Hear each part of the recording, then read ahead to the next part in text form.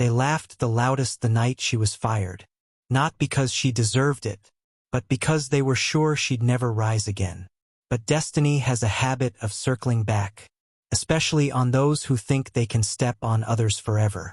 For 10 years, Amina Brooks was the quiet heartbeat of Lockridge Manufacturing, the only black woman in the entire administrative department. She wasn't flashy, didn't network, didn't gossip in the break room. She just worked, efficient, early, respectful, invisible. Her coworkers called her background furniture. Never to her face, of course. They smiled, then collided behind her back with jokes sharp enough to bleed. Amina kept her dignity because her mother once told her, "Storms are loud. Strength doesn't have to be." Then there was Caleb Lockridge, CEO, third-generation rich, self-proclaimed visionary, a man who believed the world was built to applaud him.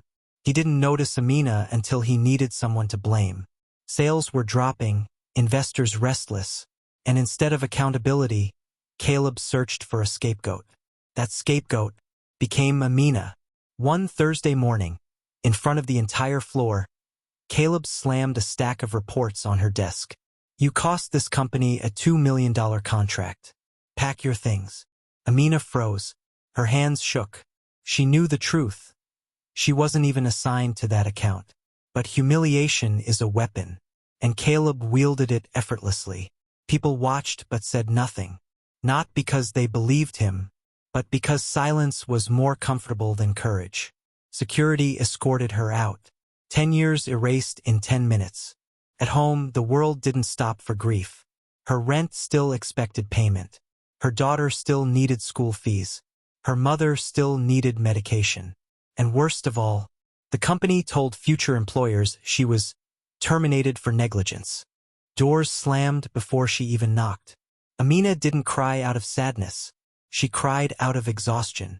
How do you fight a system designed to bury you? 2 weeks later, while sorting through old work files, Amina noticed something strange.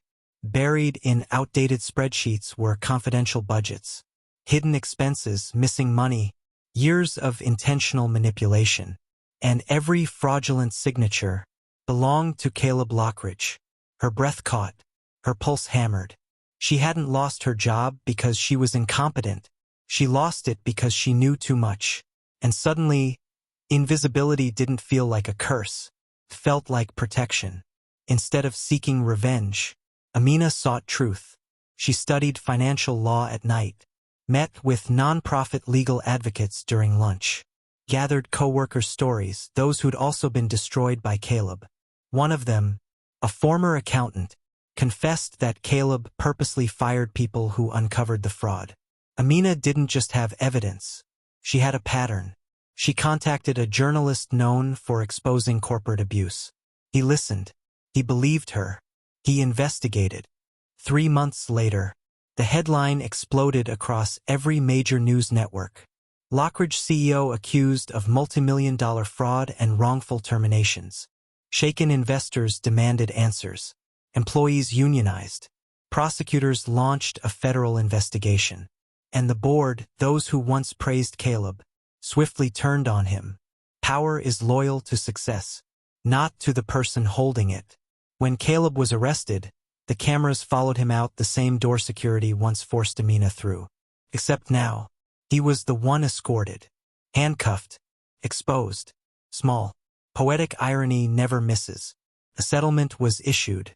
Amina received enough compensation to pay off every debt, send her daughter to college, start a business helping wrongfully terminated employees fight back. People finally saw her, not as furniture, but as a force.